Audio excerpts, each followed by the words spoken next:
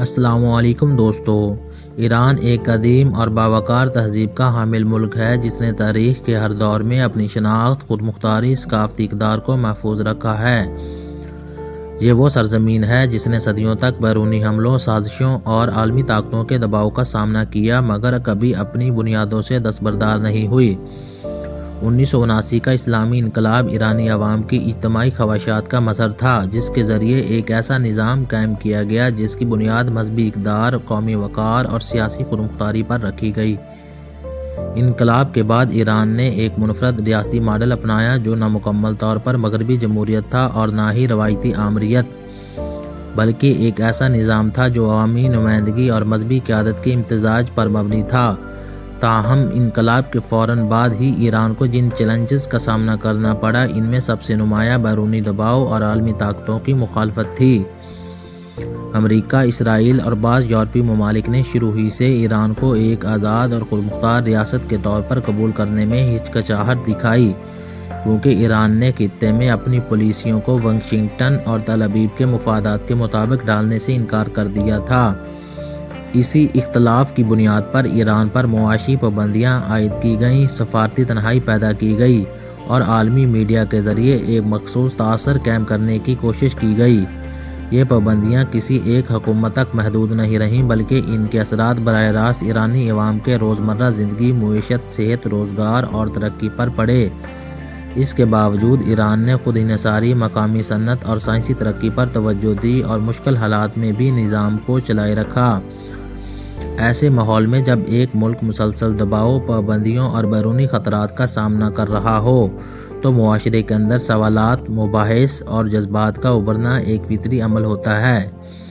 ایران میں وقتاً فوقتاً سامنے آنے والے عوامی اجتماعات اور احتجاجی سرگرمیاں بھی اسی سماجی عمل کا حصہ ہیں جہاں شہری اپنی معاشی مشکلات، سماجی توقعات اور روزمرہ مسائل پر اظہار خیال کرتے نظر آئے۔ سن 2022 میں پیش آنے والا افسوسناک واقعہ جس میں ایک نوجوان خاتون مہسا امینی کا انتقال ہوا پورے ایرانی معاشرے کے لیے صدمے کا باعث بنا۔ اس واقعے نے نہ صرف عوامی سطح پر غم اور ہمدردی کو جنم دیا بلکہ عالمی میڈیا نے بھی اسے بھرپور انداز میں نمایاں کیا۔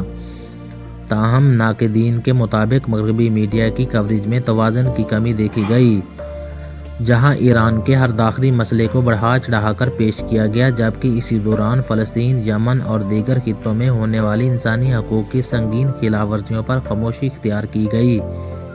اسرائیل کی جانب سے فلسطینی علاقوں میں فوجی کارروائیاں، امریکہ اور یورپ کی سیاسی و عسکری حمایت اور دوہرے معیار نے خطے میں عدم اعتماد کو مزید گہرا کیا۔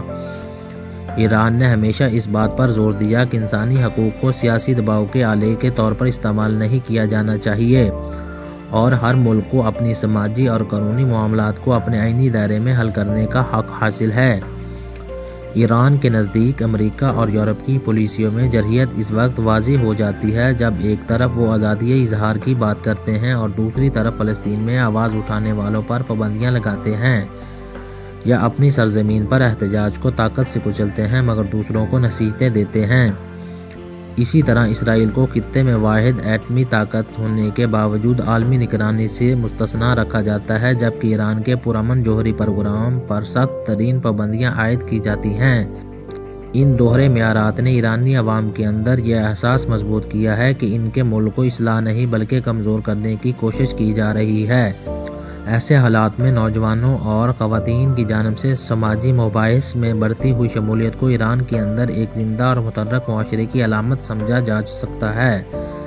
جہاں لوگ بہتری، استحکام اور ترقی کے خواہاں ہیں، ریاستی اداروں کی ذمہ داری ایسے نازک حالات میں قومی سلامتی، نظم و ضبط اور بیرونی مداخلت سے تحفظ کو یقینی بنانا ہوتی ہے، خاص طور پر اس وقت جب بیرونی طاقتیں داخلی معاملات کو اپنے سیاسی مقاصد کے لیے استعمال کرنے کی کوشش کریں۔ ایران کی تاریخ اس بات کی گواہ ہے کہ یہ قوم دباؤ میں آ کر بکھرنے کی بجائے مزید منظم ہوئی ہے۔ آج ایران ایک ایسے مرحلے سے گزر رہا اندرونی مکالمہ، تدریجی اصلاحات اور قومی وحدت کو اہم سمجھا جا رہا ہے تاکہ ملک کو عدم استحکام کی بجائے آگے بڑھنے کے راستے پر رکھا جا سکے۔ یہ داستان کسی تصادم یا نفرت کی نہیں بلکہ ایک ایسی ریاست اور قوم کی ہے جو مشکل عالمی ماحول میں اپنی بقا، خود مختاری اور وقار کو برقرار رکھتے ہوئے مستقبل کی طرف دیکھ رہی ہے۔ ایران کی کہانی آج بھی جاری ہے اور یہ کہانی اس وقت کی عکاس ہے کہ عالمی سیاست میں دباؤ، پابندیاں اور دوہرے معیار عارضی ہو سکتے ہیں، مگر قوموں کا عزم، تحریک اور شناخت دیر پا ہوتی ہے۔